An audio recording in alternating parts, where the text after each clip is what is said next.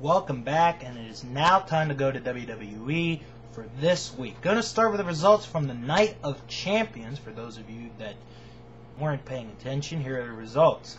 Mickie James successfully defended the women's title, beating Katie Lee Burchill. Matt Hardy successfully defended the United States heavyweight title, beating Chavo Guerrero.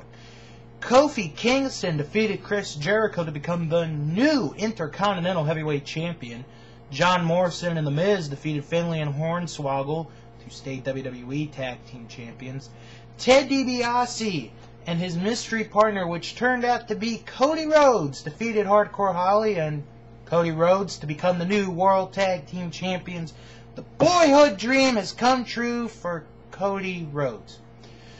Mark Henry defeated Big Show and Kane to become the new ECW Heavyweight Champion. Edge defeated Batista to stay the World Heavyweight Champion, and Triple H defeated John Cena to stay the WWE Champion. Now, going to Raw Monday night, it looked as if there was going to be no World Champion on Raw. No WWE Champion, no World Heavyweight Champion. Raw's in Oklahoma City. Starts off with JR coming out and giving a farewell speech. While he's doing that, Edge and his Edge heads come out and interrupt this, and Edge kicks JR out of the ring. So Edge gives this little speech. After that, Batista comes out and he beats the crap out of Edge. And then as Batista is leaving the ring, here comes CM Punk to the ring with his Money in the Bank briefcase, cashes it in, hits the go to sleep, becomes the new heavyweight champion of the world. Now, I don't know about you guys out there, but I marked out when that happened. I mean, I was losing my mind. And, you know, in the same sense, you sort of knew from what was happening that Punk had to cash that in. He just had to do it. And for CM Punk, who from the first day he was in developmental, being scrutinized by so many people, to becoming the heavyweight champion of the world is an unbelievable thing. And the thing is, he is part of wrestling history. Nobody can ever take away CM Punk's name in the annals of wrestling history as being a heavyweight champion of the world. Now, another thing that was interesting was that entire first segment was 25 minutes long, which is, well, I guess you could say somewhat odd, but you can also say at the same time, it's not that different. Now, if you caught the end of that segment, when CM Punk held the heavyweight title, and he held his arms up, he was screaming, like you couldn't hear it, but I could read lips, and he was screaming, "Mine!" And it is all his, or so we thought for a while. Now, there really weren't a lot of matches on Raw Monday night, but, you know, it was like, who cares how many matches there were? It was just such a fantastic episode. Cody Rhodes and Ted DiBiase Jr. saw them together for the first time, even though it was a squash win over two jobbers that we'll probably never see again. I thought they looked good, you know, to me, for my first time seeing them together as a tag team. But it's premature, and, you know, you don't want to go looking too far ahead into the future. You know, I really like Kofi Kingston as the Intercontinental Heavyweight Champion. I think he's one of the most popular guys.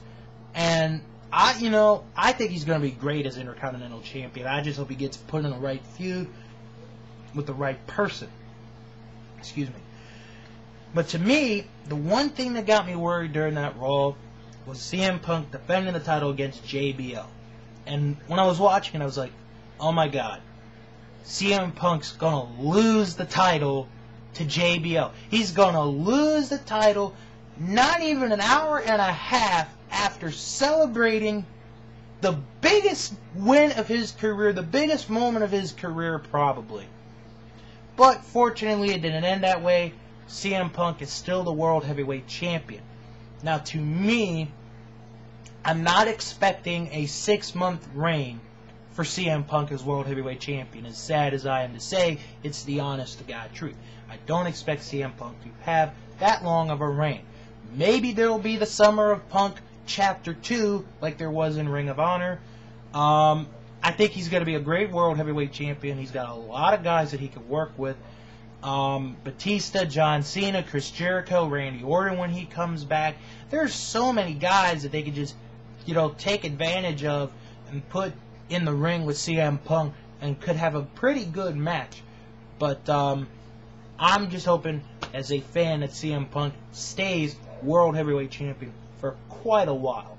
Now, the other, I don't know if you want to say other big news of the week that came out yesterday was that Trevor Murdoch and WWE agreed to let Trevor Murdoch go.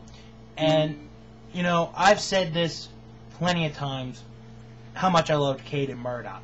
To me, Murdoch was the team.